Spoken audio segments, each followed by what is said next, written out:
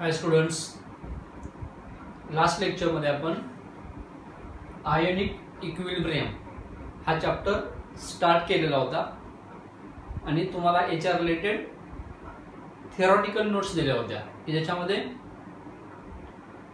Electrolyte, strong electrolyte, weak electrolyte आणि त्याचे examples आणि याच्या बरोबरीनं theories of acid and bases, याच्यामध्ये अरेनियस थिअरी, ब्रॉन्स्टेड-लॉरी थिअरी आणि लेविस थिअरी या तीन थिअरी आणि amphoteric nature of water and conjugate acid base pair एवढ्याच्या थेरॉटिकल नोट्स दिल्या होत्या. ओके, आज आपण आयोनिक इक्विलिब्रियम या चॅप्टर मध्ये ionisation of acid and base and dissociation constant, acid किंवा बेसचं आयोनायझेशन आणि त्याच्या रिलेटेड त्या ऍसिड किंवा बेसचा डिसोसिएशन कॉन्स्टंट कसा लिहायचा हे पाहणार आहोत. ओके, तर बा लास्ट लेक्चर मध्ये जे तुम्हाला दिलं होतं इलेक्ट्रोलाइट्स, इलेक्ट्रोलाइट कशाला म्हणायचं? The substance which conduct heat and electricity, असा सबस्टन्स की जो इलेक्ट्रिसिटी कंडक्ट करतो. कधी? When dissolve in water.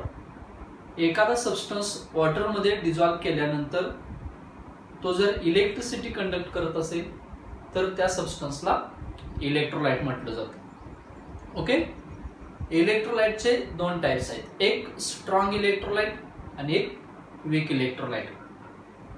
Strong electrolyte कशाला म्हणायचं?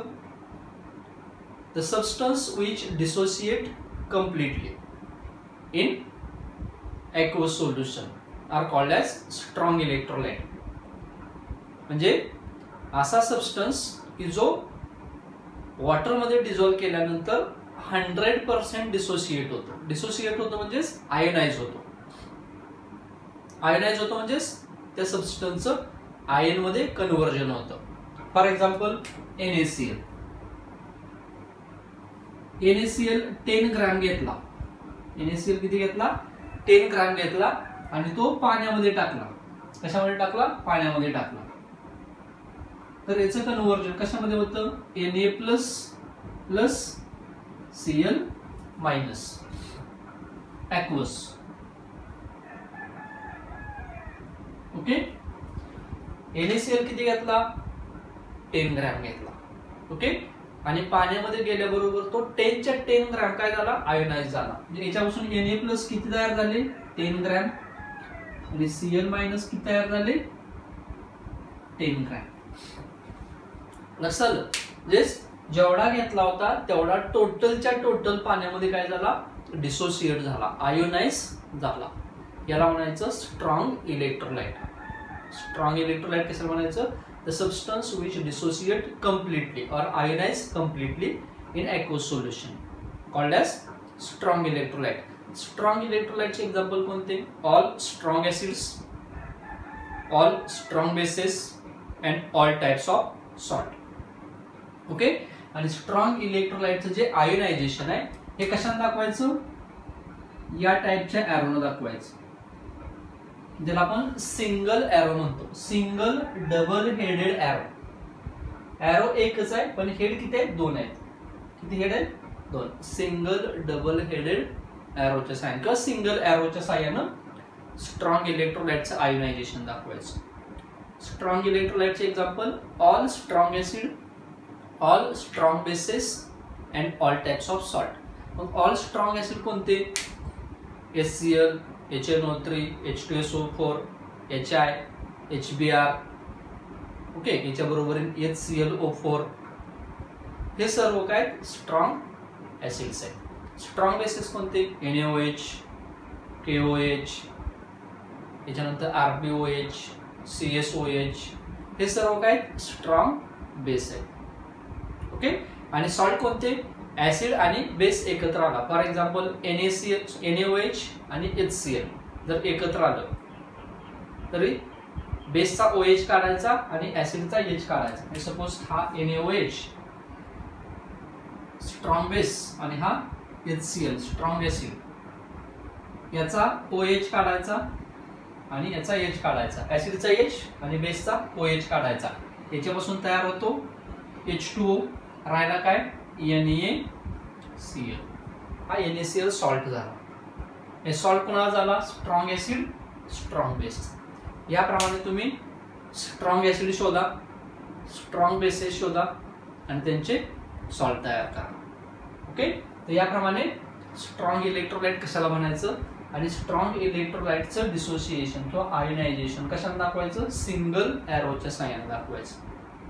ओके, सिंगल एरो काय सांगतो, कम्प्लिटली डिसोसिएट झाला, माग काही राहिला नाही, जेवढा होता तेवढा कम्प्लिटली डिसोसिएट झाला. Okay, the next weak electrolyte.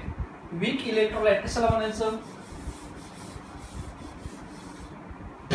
the substance which dissociate partially, the substance which dissociate partially in aqueous solution called as weak electrolyte. Weak electrolyte चे example काय, weak acid and weak bases. For example CH3 COOH किंवा HF किंवा NH4 OH, हे दोन्ही weak acid आहेत, हा weak base आहे. Weak electrolyte कशाला म्हणायचं, dissociate partially, dissociate feebly in aqueous solution.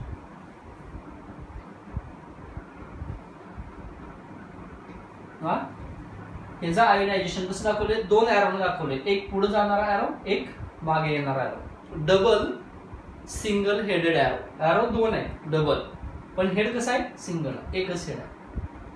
Double single headed एरोच्या साहाय्यानं वीक इलेक्ट्रोलाइटचं आयोनायझेशन दाखवायचं. ओके, तर याच्यापासून इलेक्ट्रोलाइट आहे, इलेक्ट्रोलाइट आहे म्हटल्यानंतर आयन तयार करेल. कोणते आयन तयार करेल, CH3 COO minus plus H plus, हा काय तयार करेल H plus plus F minus, हा काय तयार करेल NH4 plus plus OH minus. Okay, तर हे काय वीक इलेक्ट्रोलाइट आहेत. वीक इलेक्ट्रोलाइट कशाला म्हणायचं, the substance which dissociate partially in aqueous solution are called as weak electrolyte. Example weak acid and weak bases. For example बा हे weak electrolyte आहेत, आपण घेतले किती 10 ग्रॅम घेतले, काय घेतले 10 ग्रॅम घेतले आणि पाण्यामध्ये डिझॉल्व केले. 10 ग्रॅम घेतले आणि पाण्यामध्ये डिझॉल्व केले. तर पाण्यामध्ये डिझॉल्व केल्यानंतर काय होईल, हा टोटली डिसोसिएट होणार नाही. म्हणजे 10च्या 10 ग्रॅम, जसा स्ट्रॉंग इलेक्ट्रोलाइट मध्ये 10 ग्रॅम घेतला होता, 10 ग्रॅमच्या 10 ग्रॅमचे आयन्स तयार झाले, तसं वीक इलेक्ट्रोलाइट मध्ये होत नाही. आपण 10 ग्रॅम घेतला आणि पाण्यामध्ये टाकला 10च्या 10 ग्रॅम, तर त्या 10 ग्रॅम पैकी मॅक्सिमम 1 ते 2 ग्रॅम, 1 ते 2 ग्रॅम सबस्टन्सेस काय होतो, डिसोसिएट होतो. जेच आपण पाण्यामध्ये CH3COH किती टाकला 10 ग्रॅम, पण जे आयन्स तयार झाले ते किती ग्रॅमचे तयार झाले, ओनली 2 ग्रॅमचेच तयार झाले. म्हणजे जवळजवळ 8 ग्रॅम ऍसिटिक ऍसिड पाण्यामध्ये डिसोसिएट झाला नाही, त्यानं आयन्स तयार केले नाही. फॉर एक्झाम्पल HF, पाण्यामध्ये किती HF टाकला 10 ग्रॅम, पण पैकी किती HF चे आयन तयार झाले, किती HF चं आयोनायझेशन झालं, किती झालं, ओनली 1 ते 2 ग्रॅमचं झालं. हे खूप सांगतोय मी, हे काय खूप सांगतोय, अगदी 0.1% मध्ये डिसोसिएशन होतं, 1 to 0.1% डिसोसिएशन होतं. सपोज हा NH4OH बेस आहे, आपण किती घेतला 10 ग्रॅम, 10 ग्रॅम NH4OH पाण्यामध्ये टाकला, पण पाण्यामध्ये जे आयन्स तयार झाले NH4 प्लस आणि OH मायनस, हे किती झाले, 10 ग्रॅम पैकी नियर अबाउट 1 ते 2 ग्रॅम NH4OH चंच आयोनायझेशन झालं. उरलेला जो 8 ते 9 ग्रॅम NH4OH असेल, HF असेल किंवा ऍसिटिक ऍसिड असेल, हा आयोनाइज झाला नाही. तो कसा आहे, रिमेन्स अनआयोनाइज्ड आहे, रिमेन्स अनडिसोसिएटेड आहे. लक्षात आलं, म्हणून आपण डबल एरो दाखवतो. पुढे जाणारा एरो काय दाखवतो, याचं कन्व्हर्जन याच्यामध्ये झालं, आणि मागे येणारा एरो काय दाखवतो, हा एकमेकाशी कंबाईन होतोय आणि हा तयार होतोय. म्हणजे तो टोटली डिसोसिएट होत नाही. असं म्हणू शकत नाही की आपण हा 10 ग्रॅम घेतला आणि 10च्या 10 ग्रॅम पाण्यामध्ये आयोनाइज झाला. लक्षात आलं? म्हणजे जर आपण असं पाहिलं की 10 ग्रॅम ऍसिटिक ऍसिड घेतला आणि पाण्यामध्ये टाकला आणि तुम्हाला जर विचारलं पाण्यामध्ये आता काय काय आहे, तर पाण्यामध्ये काय CH3COO- चे आयन्स आहेत, H+ आयन आहेत आणि याच्या बरोबरीनं CH3COH पण आहे.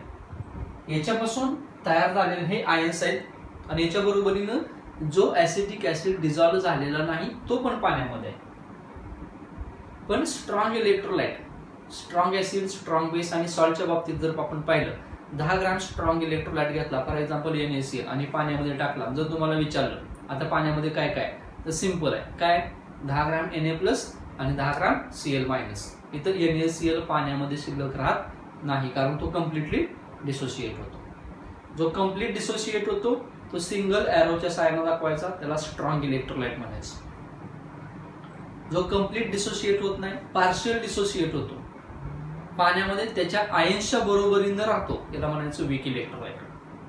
वीक इलेक्ट्रोलाइटचं आयनायझेशन किंवा डिसोसिएशन या एरोने दाखवायचं. लक्षात आलं?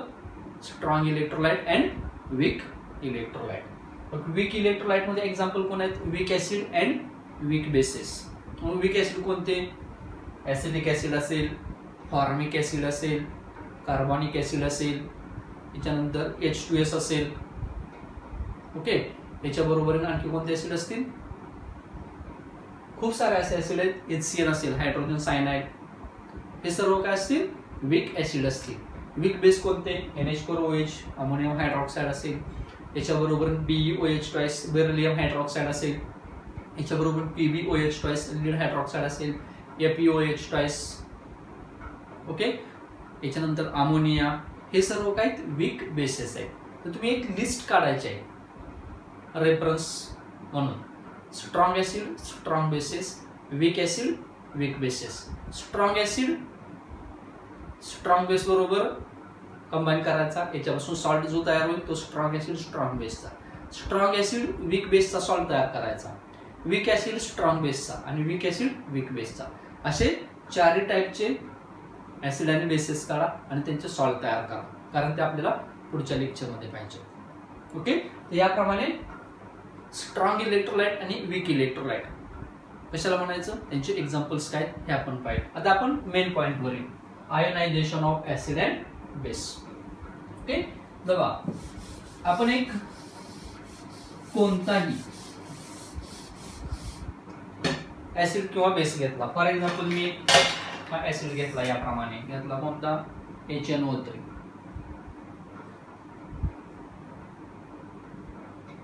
ओके, HNO3 हा काय स्ट्रॉंग इलेक्ट्रोलाइट आहे, पाण्यामध्ये टाकला H2O, याच्यापासून काय तयार झालं, H+ aqueous plus NO3- aqueous. म्हणजे पाण्यामध्ये जेवढा हा टाकला तेवढा टोटली काय झाला, आयोनाइज झाला. हे झालं त्याचं आयोनायझेशन. फॉर एक्झाम्पल हा HCl घेतला आपण, हे HCl चं ionization H+ Cl- aqueous. Suppose H2SO4 घेतला, H2SO4,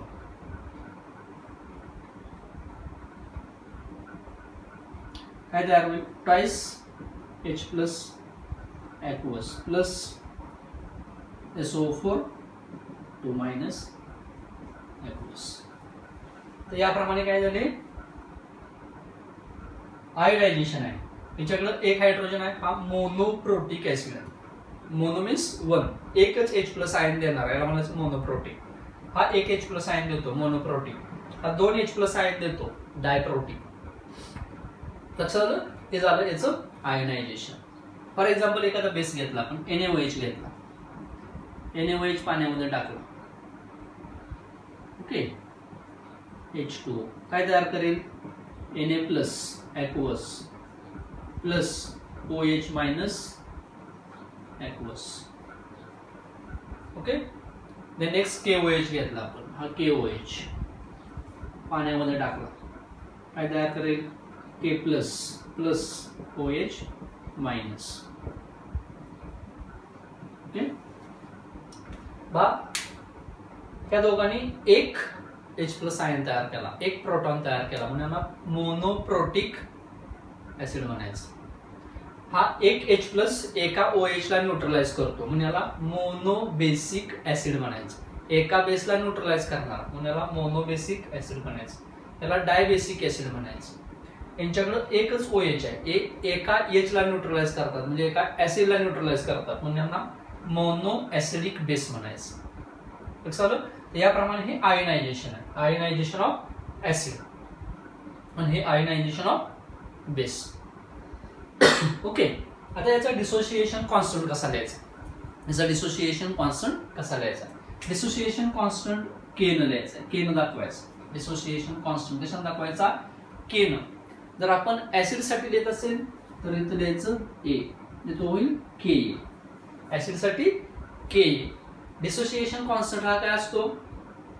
concentration of dissociated ions divided by concentration of remains undissociated ion. मग बघा, कॉन्सन्ट्रेशन ऑफ डिसोसिएटेड आयन किती आहे? Concentration of H+ ion square bracket म्हणजेच काय? Molar concentration into concentration of NO3 minus ion upon concentration of HNO3.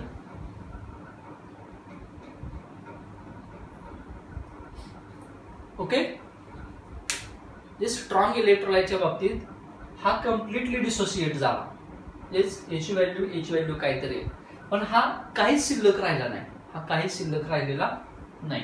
म्हणजे strong electrolyte साठी जी काय Ka ची व्हॅल्यू असेल ती ओनली अँड ओनली कोणावर डिपेंड असेल? या दोघांवर डिपेंड असेल, म्हणजे डिसोसिएटेड पार्टिकलवर डिपेंड असेल. इथं HCl चा डिसोसिएशन कॉन्स्टंट काय होईल? K, ऍसिड आहे म्हणून A, Ka is equal to concentration of H+ into concentration of Cl minus upon concentration of HCl.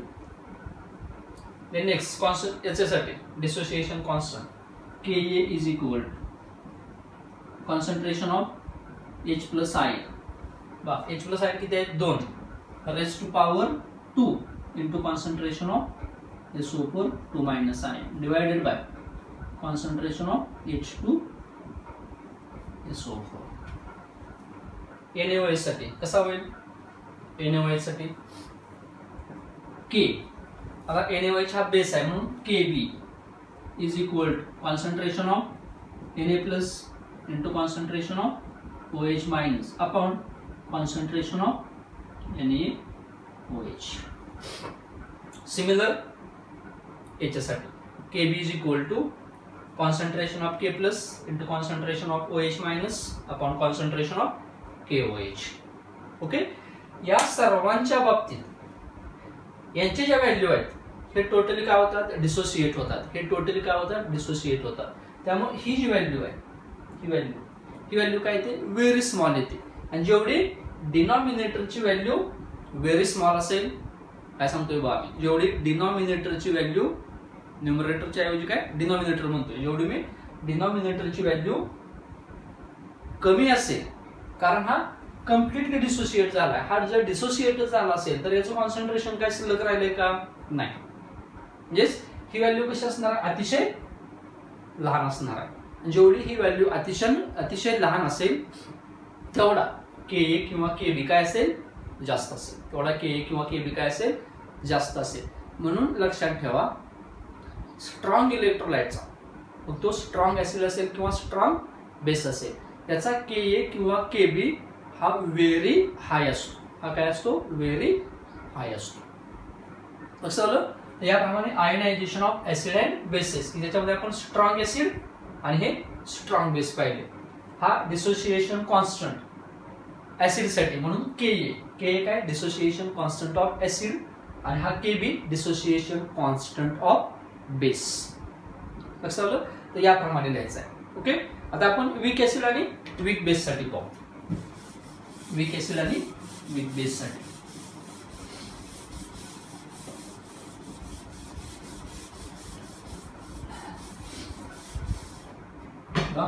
याप्रमाणे इथे वीक ऍसिड हाय घेतला CH3COOH, काय तयार झालं? CH3 COO minus plus H plus. लक्षात ठेवायचं आहे वीक इलेक्ट्रोलाइट घेतला की डबल एरो, स्ट्रॉंग घेतला की single arrow. HF which gives H plus plus F minus. Okay. Then another याच्यापेक्षा वेगळा कोणता घेतला H2CO3 twice H plus plus CO3 2 minus.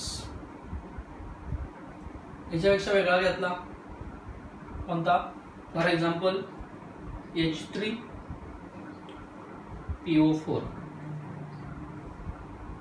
काय झाला thrice H plus plus PO4 3 minus. Okay. आता यांच्यासाठी जो डिसोसिएशन कॉन्स्टंट असेल हे सर्व काय वीक ऍसिड आहेत. हे सर्व काय weak acid. This is monobasic acid, monobasic acid, dibasic acid, tribasic acid. 3H plus tribasic, 2H plus dibasic, 1H plus monobasic, 1H plus monobasic. समजलं. तर यांचा जो डिसोसिएशन कॉन्स्टंट असेल तो कसा असेल बा Ka is equal to concentration of H plus into concentration of CH3COO minus upon concentration of CH3COH. Okay. याच्यासाठी Ka is equal to concentration of H plus into concentration of F minus upon concentration of Ha.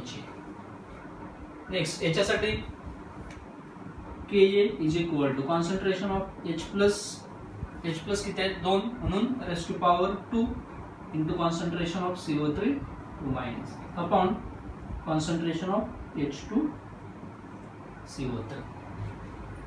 याच्यासाठी Ka is equal to concentration of H plus किती आहे H plus 3 raised to power 3 into concentration of PO4 3 minus upon concentration of H3PO4.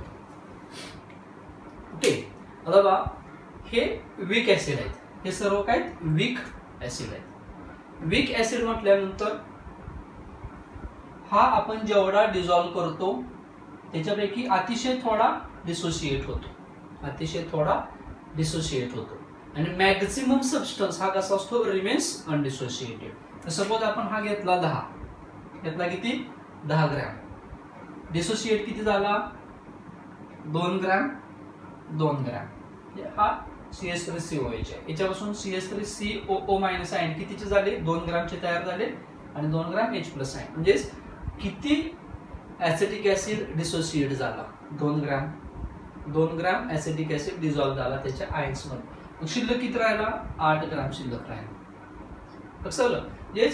याच्यासाठी Ka ची जी value असेल ती कशी depend असेल हा किती 2 इंटू हा किती असेल 2 अपॉन हा किती असेल 8. समजतंय का.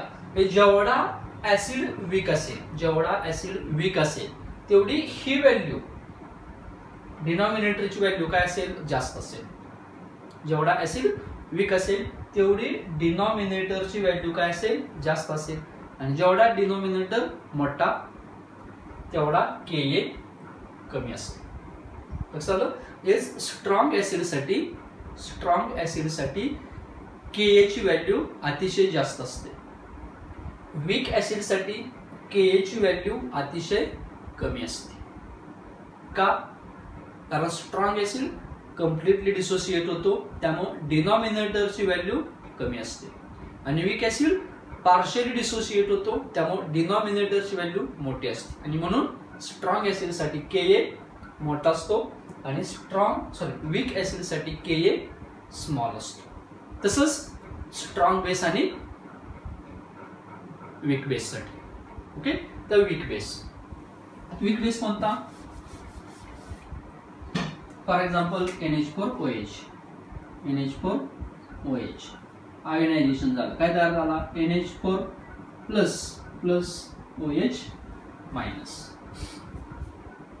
हा वीक बेस आहे. मग वीक बेस साठी काय Kb इज इक्वल टू काय NH4 plus into OH minus upon NH4OH. Okay, आपण NH4OH घेतला किती, सपोज 20 ग्रॅम घेतला. किती घेतला 20 ग्रॅम पैकी डिसोसिएट किती झाला 2 ग्रॅम झाला.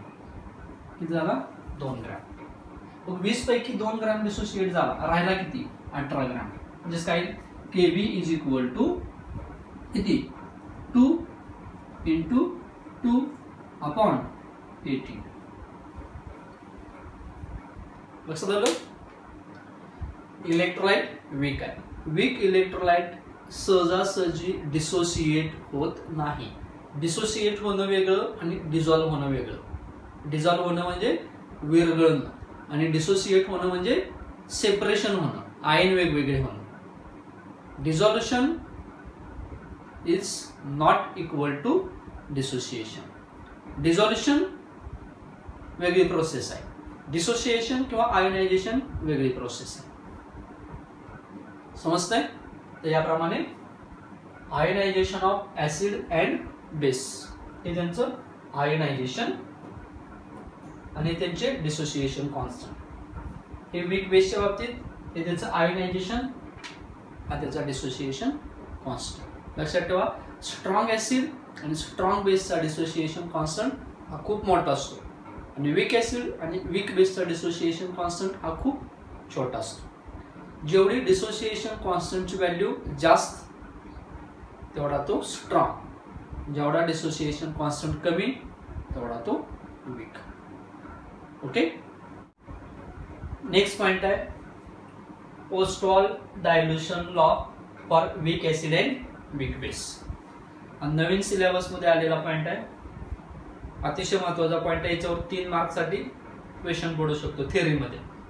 तेव्हा Ostwald dilution law for weak acid and weak base काय, याचं स्टेटमेंट सांगण्याच्या अगोदर आपण याचं डेरिव्हेशन पाहू आणि मग स्टेटमेंट तयार करू. Okay. Ostwald dilution law for weak electrolyte हा कशासाठी आहे, Ostwald dilution law for weak electrolyte. Weak electrolyte साठी आहे. पण वीक इलेक्ट्रोलाइट कोणकोणते आहेत, वीक ऍसिड आणि वीक बेस दोन आहेत, म्हणून आपण weak acid and weak base लिहिले. आणि आपण दोघांसाठी पण पाहणार आहोत, वीक ऍसिड साठी पण पाहणार आहोत आणि वीक बेस साठी पण पाहणार आहोत. ओके. तर पहा, पहिला आपण पाहू Ostwald dilution law for weak acid. For weak acid. Okay. आता आपण एक वीक ऍसिड घेऊ. आपल्याला वीक ऍसिड माहित आहेत कोणकोणते आहेत, ऍसिटिक ऍसिड आहे, HF आहे, HCN आहे, H2CO3 असे खूप सारे वीक ऍसिड आहेत. ओके. पण मी या सर्व वीक ऍसिडच्या ऐवजी एक जनरल वीक ऍसिड घेतला. कोणता घेतला, HE. कोणता घेतला, HE. ओके. एक वीक ऍसिड घेतला HE आणि हा आयोनाइज होतोय. कसा आयोनाइज होतोय, पार्शियली. कशामध्ये, H plus plus A minus. हा HA कशामध्ये आहे, वॉटर मध्ये. याच्यापासून ॲक्वस H प्लस आणि ॲक्वस A मायनस आयन तयार झाले. ओके. आता इथं अतिशय महत्वाचं आहे, व्यवस्थित लक्ष द्यायचं. हा वीक ऍसिड आहे, पाण्यामध्ये डिझॉल्व्ह केला आणि काय तयार झालं, H प्लस आयन आणि A मायनस आयन तयार झाले. ओके. आता पाण्यामध्ये डिझॉल्व्ह केल्यानंतर वीक ऍसिड आहे, पाण्यामध्ये डिझॉल्व्ह केल्यानंतर तो काय होईल, आयोनाइज होईल. मग हा किती आयोनाइज झाला, हा किती आयोनाइज झाला, हा किती डिसोसिएट झाला, हे कॅल्क्युलेट करण्यासाठी एक वेगळी सिस्टीम वापरली जाते. त्याला म्हटलं जातं डिग्री ऑफ डिसोसिएशन. आणि तो डिग्री ऑफ डिसोसिएशन अल्फाने दाखवला जातो. कशाने दाखवला जातो, अल्फा. हा डिग्री ऑफ डिसोसिएशन किंवा अल्फा म्हणजे काय, तर अल्फा काय, मोल्स ऑफ किंवा moles undergoes dissociation divided by total number of moles. Total number of moles. हा जो अल्फा आहे हा काय किती मोल घेतला होता, हा किती मोल घेतला टोटल नंबर ऑफ मोल्स, आणि त्या टोटल नंबर ऑफ मोल्स पैकी किती डिसोसिएट झाला, moles undergoes dissociation. Simple number of moles dissociated असं म्हणू आपण, number of moles dissociated, number of moles dissociated divided by total number of moles, that is equal to alpha, degree of dissociation. आणि percentage dissociation, percentage alpha, percentage degree of dissociation is equal to काय alpha into 100. जो काय alpha आहे त्याला into 100 केलं की percentage dissociation मिळेल तुम्हाला. ओके, असं कन्सिडर करा. हा आपण किती घेतला होता, 1 मोल घेतला होता. किती घेतला होता, 1 मोल. त्याला म्हणू मी बिफोर आयोनायझेशन. बिफोर आयोनायझेशन हा किती होता, 1 मोल होता. हा किती होता, 1 मोल होता. हा किती होता, 0 होता. हा किती होता, 0 होता. म्हणजे आयोनाइज होण्याच्या अगोदर हा किती होता, 1 मोल होता. हा किती होता, 0 होता. हा किती होता, 0 होता. ओके, आफ्टर आयोनायझेशन या एका मोल पैकी हा किती डिसोसिएट झाला, तर सपोज 0.1 झाला. किती झाला, 0.1 झाला. हा किती झाला, 0.1 झाला. हा किती झाला, 0.1. हेच एका मोल पैकी डिसोसिएट किती झाला, 0.1 मोल. मग हा शिल्लक किती राहिला, 1 मोल होता पैकी डिसोसिएट 0.1 मोल झाला. मग शिल्लक किती राहिला, 1 मायनस 0.1.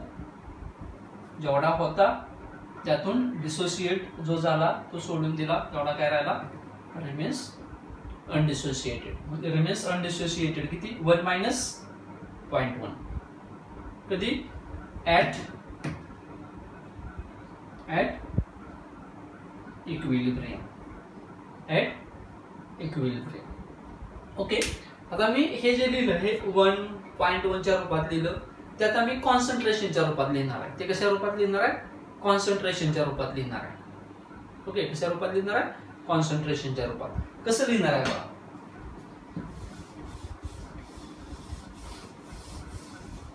कसं लिहिणार आहे व्यवस्थित लक्ष द्या बा. बिफोर आयोनायझेशन याचं जे कॉन्सन्ट्रेशन होतं ते किती होतं, C इतकं होतं. बिफोर आयोनायझेशन याचं कॉन्सन्ट्रेशन किती होतं, C. म्हणजे हा किती आहे, इनिशियल म्हणजेच काय, बिफोर आयोनायझेशन हा किती होता, C. हा किती होता, 0. हा किती होता, 0. Okay, after ionization at equilibrium, that means at equilibrium या C पैकी किती आयोनाइज झाला. जसं आपण हा C म्हणजे 1 आणि डिसोसिएट किती झाला, 0.1. ओके, मग 0.1 जो डिसोसिएट झाला तो डिसोसिएट झालेला म्हणजे काय असतो, अल्फा असतो. डिसोसिएट झालेला म्हणजे काय असतो, अल्फा असतो. मग डिसोसिएट किती झाला, तर मी म्हटलं C इंटू अल्फा डिसोसिएट झाला. अल्फा डिग्री ऑफ डिसोसिएशन आणि C त्याचं कॉन्सन्ट्रेशन. C इतका कॉन्सन्ट्रेशनचा आपण इलेक्ट्रोलाइट घेतला होता आणि तो पाण्यामध्ये टाकला. ओके, मग डिसोसिएट झाला. डिसोसिएट किती झाला, अल्फा इतका. कॉन्सन्ट्रेशन किती, C. मग हाय किती, C इंटू अल्फा. पहिला हात घेतला किती, C. आयोनाइज होण्याच्या अगोदर हा C इतका होता. हा किती होता, 0 होता. हा 0 होता. हे 0 का होते, कारण आयोनाइज होण्याच्या अगोदर म्हणजे आयन्स तयार झालेले नव्हते. C 0 0. After ionization at equilibrium याच्यापासून हा किती तयार झाला, C अल्फा. हा किती तयार झाला, C अल्फा. मग आता हा किती शिल्लक राहिला, C मधून C अल्फा गेला म्हणजे राहिला किती, C minus C alpha. That means C into 1 minus alpha. राहिला किती C इंटू 1 मायनस अल्फा. लक्षात आलं का बा? हा एक वेक इलेक्ट्रोलाइट घेतला, डिसोसिएट झाला H प्लस आणि A मायनस मध्ये. इनिशियली हा किती होता C, हा किती होता 0, हा 0. फायनली ऍट इक्विलिब्रियम याच्यापासून हा किती तयार झाला C अल्फा, हा किती तयार झाला C अल्फा, हा किती राहिला C मायनस C अल्फा म्हणजे C into 1 minus alpha. Okay. Next आता काय करायचं आहे, डिसोसिएशन कॉन्स्टंट लिहायचा आहे. याचा काय लिहायचा, डिसोसिएशन कॉन्स्टंट. मग बघा याचा डिसोसिएशन कॉन्स्टंट काय, Ka ऍसिड आहे म्हणून Ka is equal to concentration of H plus ion into concentration of A minus ion upon concentration of HA.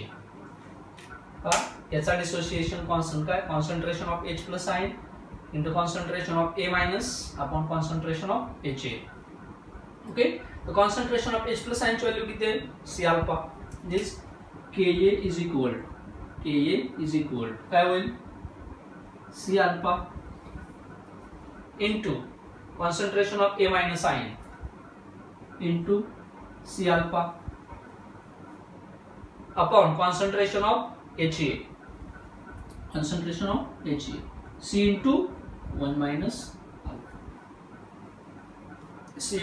Minus alpha. Okay. Next बघा Ka is equal C into C, तो अगोदर आपण cancel करून घेऊ. या C ला इथला एक C कॅन्सल, राहिला काय alpha into alpha, alpha square आणि हा C, alpha square into C divided by 1 minus alpha. Ka is equal to काय मिळाला, alpha square into C divided by 1 minus alpha. तर हा जो 1 मायनस अल्फा आहे म्हणजे कोण, हा अल्फा आहे, हा 1 मायनस अल्फा आहे. बघा व्यवस्थित लक्ष द्या, हा अल्फा आहे, हा 1 मायनस अल्फा आहे.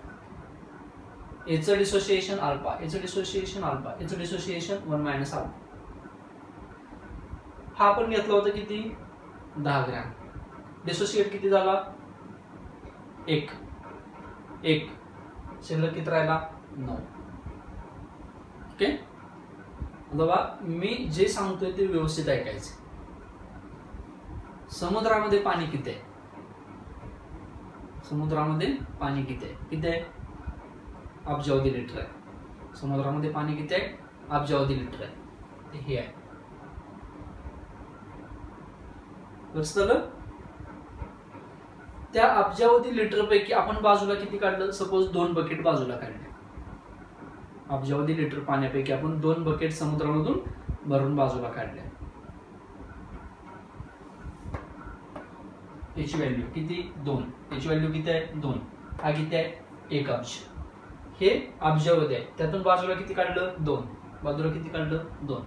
समुद्राचं पाणी कमी झालं का, समुद्राचं पाणी कमी झालं का, झालं. किती बकेट कमी झाल्या 2, किती बकेट कमी झाल्या 2. लक्षात. पण समुद्राच्या पाण्यावर जी बकेट भरून नेलेली आहे, समुद्राच्या पाण्यामधून ज्या बकेट भरून नेलेल्या आहेत त्याचा समुद्राच्या पाण्यावर फरक पडला. पण एवढा फरक पडलाय की तो कसा आहे निग्लिजिबल आहे. का निग्लिजिबल आहे, कारण समुद्राचं पाणी आहे, खूप सारं पाणी आहे आणि त्यातून किती गेलं 2 बकेट निघून गेले. त्यामुळे समुद्राचं पाणी कमी झालं का, झालं. पण एवढं कमी झालं की त्याचा कमी झालेल्या पाण्याचा समुद्राच्या पाण्यावर कोणताही फरक पडत नाही. लक्षात आलं का. सिंपल. आणखी एक गोष्ट, सपोज समुद्राच्या पाण्याची चव खारट असते, समुद्राच्या पाण्याची चव कशी असते खारट असते. ओके. आणि आपण काय केलं, बीचवर गेलो, एका बॉक्समध्ये 1 किलो शुगर नेली आणि समुद्राच्या पाण्यामध्ये चमच्यानं शुगर ऍड करावं लागलो, काय होईल, समुद्राचं पाणी खारट होईल गोड होईल. पहिली समुद्राच्या पाण्याची चव कशी आहे खारट आहे. आपण त्याच्यामध्ये चमच्यानं काय ऍड केलं, शुगर ऍड केली. समुद्राच्या पाण्याची चव गोड झाली का? किंवा आपण असं म्हणू का समुद्राचं पाणी गोड आहे, मी साखर ऍड केल्यामुळे समुद्राच्या पाण्याची चव चेंज झाली? नाही. शुगर ऍड केल्यामुळे पाणी गोड झालं का? झालं. शुगर ऍड केल्यामुळे पाणी गोड झालं का? झालं.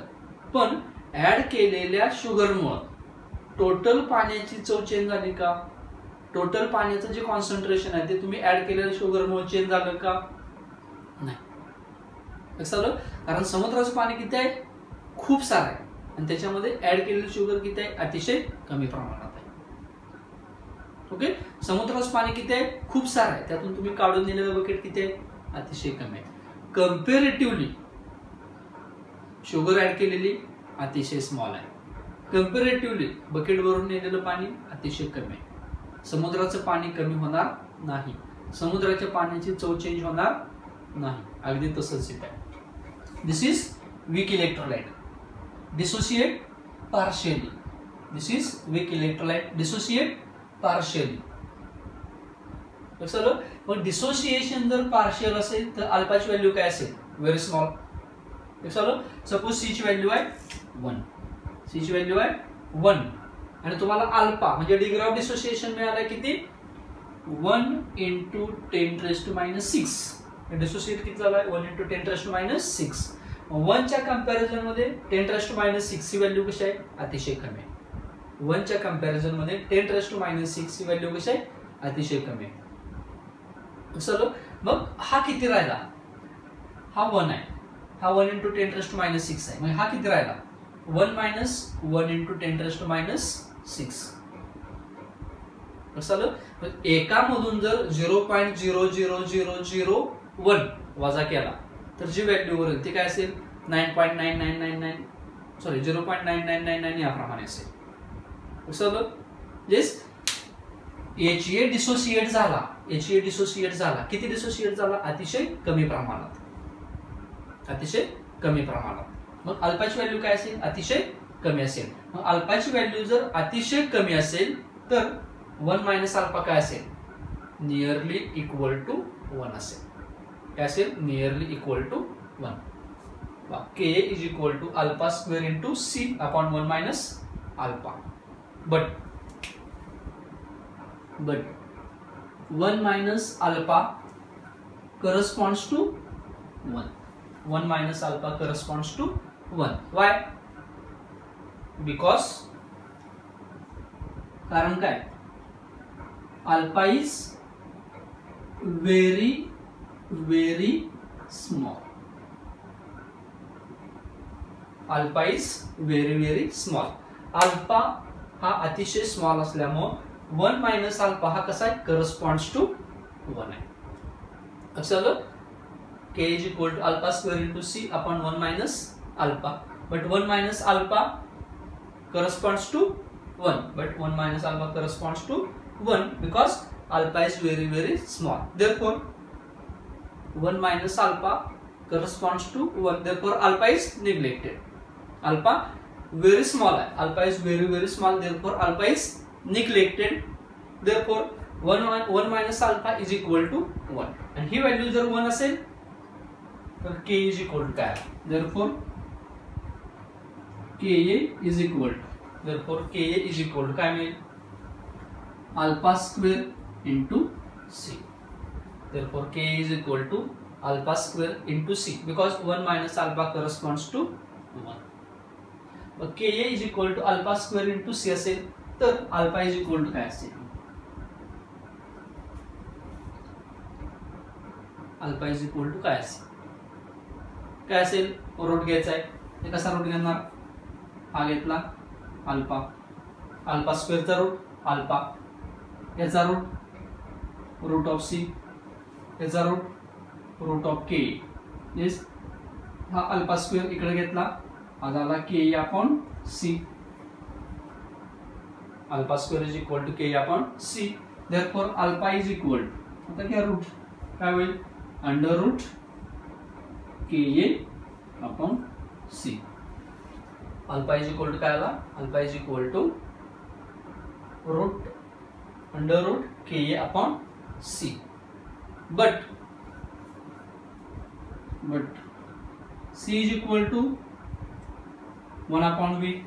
What is 1 upon V? 1 upon volume. Concentration आणि व्हॉल्यूम याच्यामध्ये रिलेशन काय? इनवर्सली. 1 ग्लास पाणी, 1 चमचा शुगर टाकली. ओके, 1 ग्लास पाणी, 1 चमचा शुगर टाकली. काहीतरी कॉन्सन्ट्रेशन असेल, काहीतरी गोड असेल.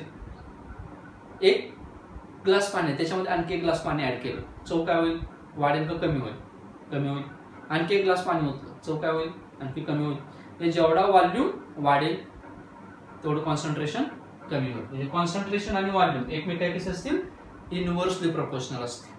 कॉन्सन्ट्रेशन आणि व्हॉल्यूम कसे असतील? एकमेकाच्या इनव्हर्सली प्रोपोर्शनल असतील. चला, yes alpha is equal to काय असेल? Under root K upon C असेल. आणि सी कुठे गेला इथं? इनव्हर्सली. आणि मग सी च्या ऐवजी जर आपण व्हॉल्यूम साठी रिलेशन घेतलं तर काय होईल? Or alpha is equal to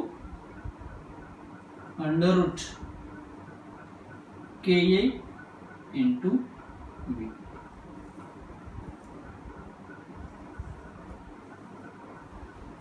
okay, लिहिलेलं दिसतंय का बघा? दिसतंय. ओके, तो इक्वेशन काय मिळालं?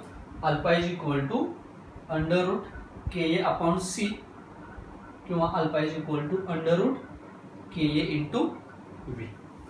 ओके, हे जर प्रपोर्शनॅलिटी मध्ये लिहायचं झालं तर कसं होईल? This is alpha is inversely proportional to. Alpha is inversely proportional to. कशा inversely proportional to? Inversely proportional to root of concentration किंवा और alpha is directly proportional to root of volume.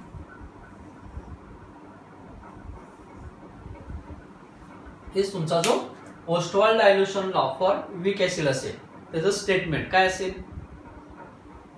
What is alpha? Alpha is degree of dissociation. कुणाचं? Weak electrolytes. Weak acid घेतला तर weak acids. आपल्याला याच्यासाठी Ostwald dilution law for weak acid काय असेल? Degree of dissociation of weak acid is inversely proportional to square root of concentration. Statement काय झालं?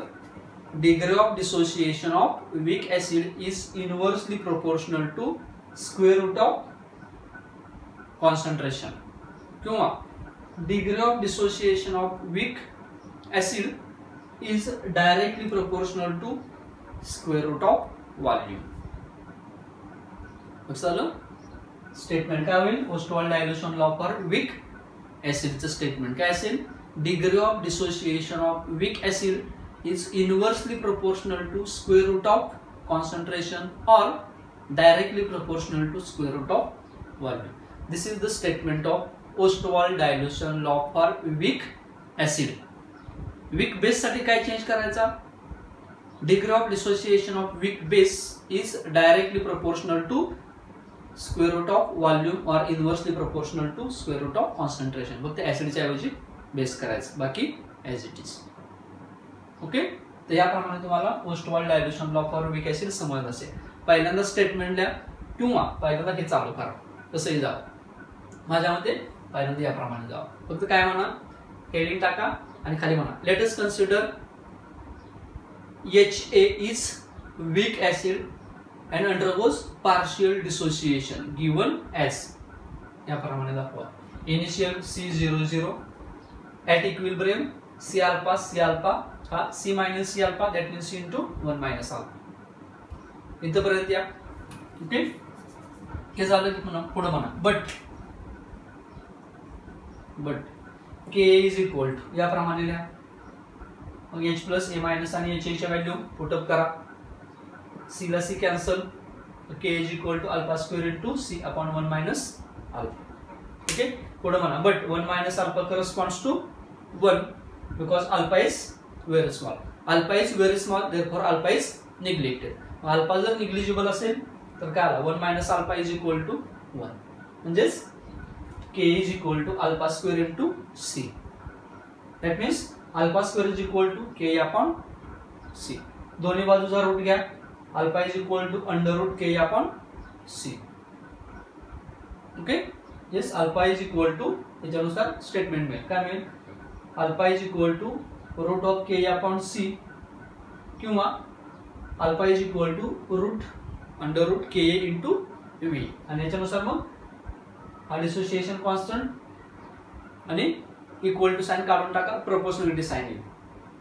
Alpha is inversely proportional to root of concentration किंवा alpha is directly proportional to root of value. Okay. आणि त्यानुसार मग statement सांगा. Degree of dissociation of weak acid is inversely proportional to its square root of concentration और directly proportional to its square root of value. Okay. हे झालं weak acid साठी. मग तुम्ही याच्या ऐवजी कोणताही ऐवजी कोणताही वीक ऍसिड घ्या. HF घ्या, ऍसिटिक ऍसिड घ्या, फॉर्मिक ऍसिड घ्या, HCl घ्या, कोणताही घ्या. फक्त त्याचं काम कुठंपर्यंत आहे? इथंपर्यंत. आणि मॅक्झिमम इथून पुढे डेरिव्हेशन ऍज इट इज राहणार. लक्षात आलं? हे 3 मार्क्ससाठी. किती मार्क्ससाठी? 3 मार्क्ससाठी. त्यामुळं व्यवस्थित करायचं. ओके. आता वीक बेसचं पाहू. Weak base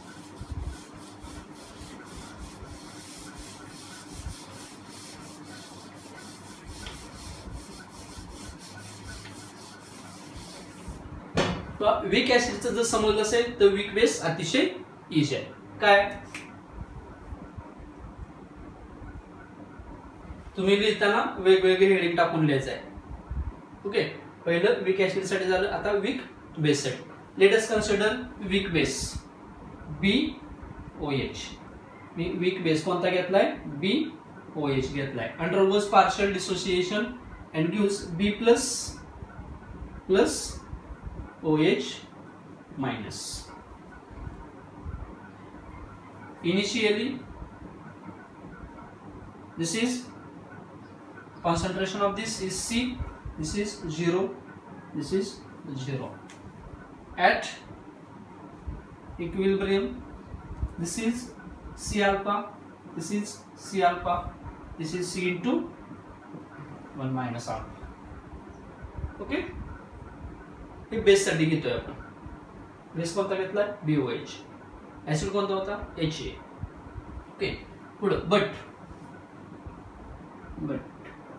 dissociation constant of weak base. Dissociation constant of weak base काय? KB इज इक्वल काय? Concentration of B plus into concentration of OH minus upon concentration of BOH. Okay. This into this upon this. Therefore, KB is equal to C into alpha into C into alpha upon C into 1 minus alpha. C la C cancel. Therefore, KB is equal to alpha square into C upon 1 minus alpha. Okay. But 1 minus alpha is nearly equal to 1. Why? Because alpha is very small. Therefore KB is equal to alpha square into C. KB is equal to alpha square into C because 1 minus alpha is nearly equal to 1. Therefore, alpha is equal to क्या है? Under root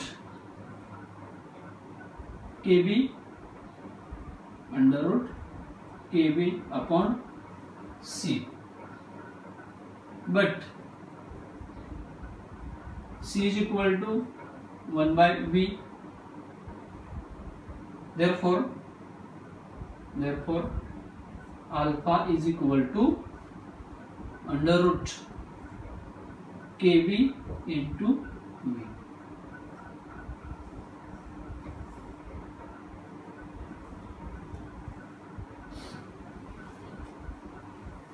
What is the statement of Ostwald dilution law for weak base? What is the statement of Ostwald dilution law for weak base? काय असेल? Degree of dissociation कोणाचा आहे? Weak base. Degree of dissociation of weak base is inversely proportional to its square root of concentration और directly proportional to its square root of volume.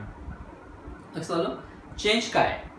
Acid आणि base मध्ये change काय? जर acid साठी लिहित असताल तर इथं H प्लस A मायनस हे ॲज इट इज, इथं H plus A minus HA हे ॲज इट इज, हे as it is.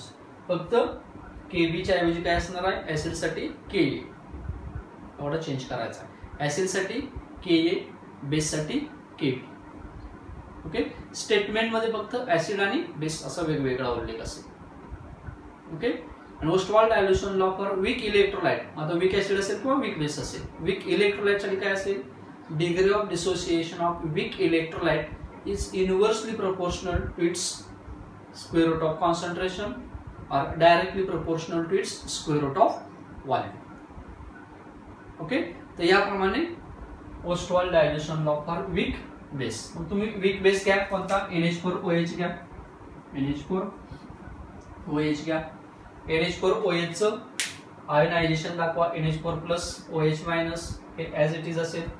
Kb is equal to NH4 plus into OH minus upon NH4OH, बाकी ॲज इट इज असेल. Okay. I think हा point तुम्हाला समजला असेल. Okay. तर या सर्व पॉईंटच्या नोट्स तुमच्याकडे असायला पाहिजे. कोणकोणते पॉईंट? आयनिक इक्विलिब्रियम मध्ये स्टार्टिंग, व्हॉट इज इलेक्ट्रोलाइट, इलेक्ट्रोलाइटचे types, strong electrolyte, weak electrolyte, त्याच्यानंतर त्याचे वेगवेगळे एक्झाम्पल्स ते शोधायचे तुम्ही नेटवरून वगैरे. Strong acid, strong base, weak acid आणि वीक बेस, आणि त्यांचे सॉल्ट तयार करायचे. त्याच्यानंतर acid base theories, Arrhenius theory, Bronsted Lowry theory, Lewis theory. आणि आफ्टर देन आज झालेला पॉईंट कोणता? Ionization of acid and bases and dissociation constant. After then Ostwald dilution law for weak acid and weak base. Okay.